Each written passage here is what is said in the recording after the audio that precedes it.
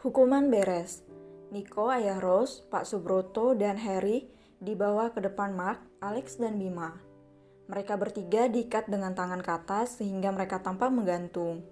Pak Subroto dan Niko sudah bergetar ketakutan melihat ekspresi mengerikan di mata Mark, Alex, dan Bima.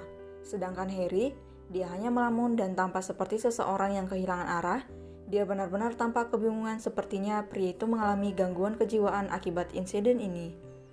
Selama beberapa bulan tak nampak keluarga mereka diberitahu bahwa Pak Subroto dan Hari melakukan tindakan kekerasan seksual, bahkan keluarganya diminta keterangan tentang perilaku mereka selama di rumah. Dan betapa mengejutkannya, ternyata anak perempuan dari keluarga Subroto, kakak kandung Hari sendiri, menjadi korban kebrutalan ayahnya yang tega menyetubuhi anaknya sendiri.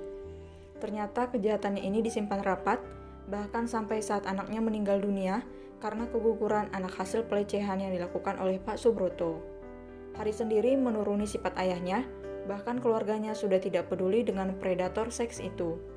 "Lepaskan aku, apa yang kau lakukan?" teriak Pak Subroto marah.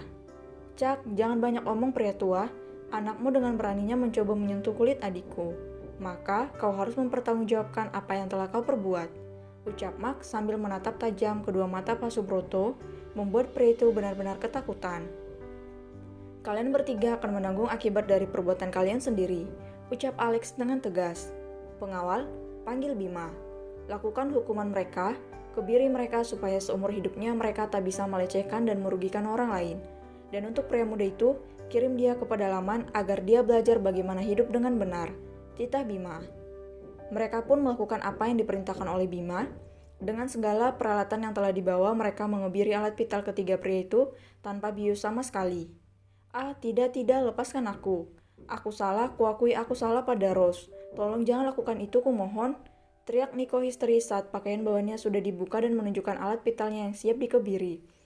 "Papa, tidak, apa yang kalian lakukan pada suamiku?" teriak Betty menangis, begitu juga dengan Lia. "Permintaan maafmu tidak lagi diterima. Nenek sudah meninggal.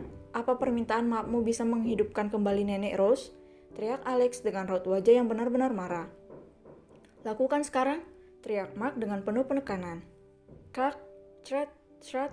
Alat vital mereka dipotong, membuat mereka berteriak kesakitan.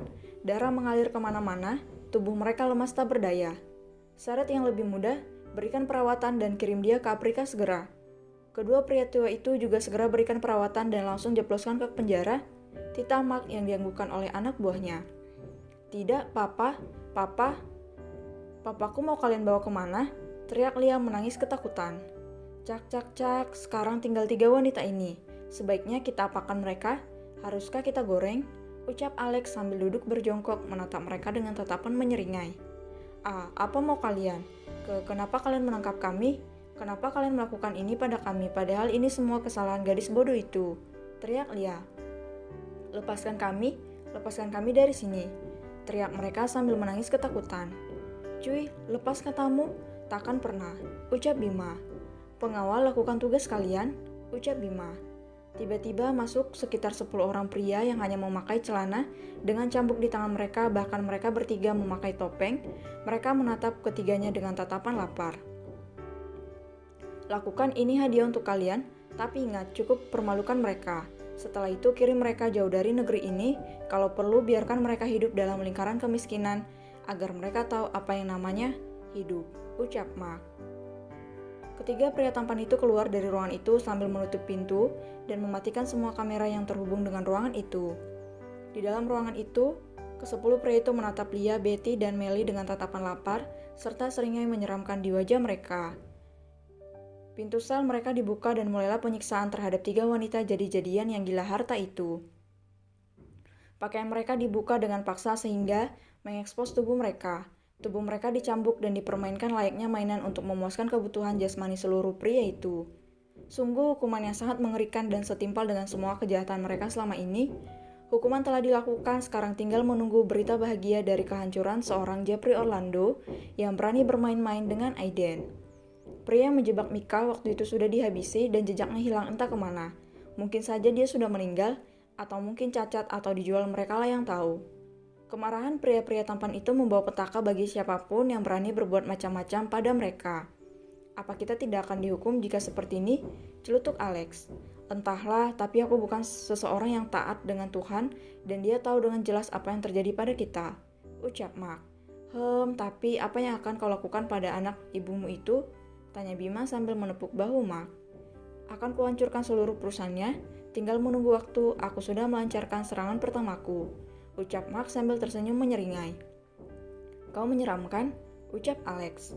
Kalian juga sama gilanya, apalagi Gamma dan Ken, ucap Mark yang malah dibalas galak tawa oleh mereka berdua.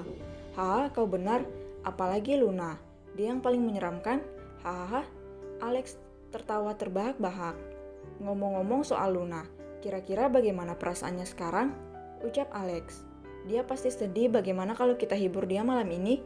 Tanya Bima. Itu ide bagus, kurasa kita bisa memenuhi keinginannya agar cosplay jadi badut. Hahaha, ucap Mark. Kau benar, ucap mereka berdua dengan senyum sumringah. Ngomong-ngomong, di mana yang lain? Tanya Bima. Sepertinya mereka sudah kembali.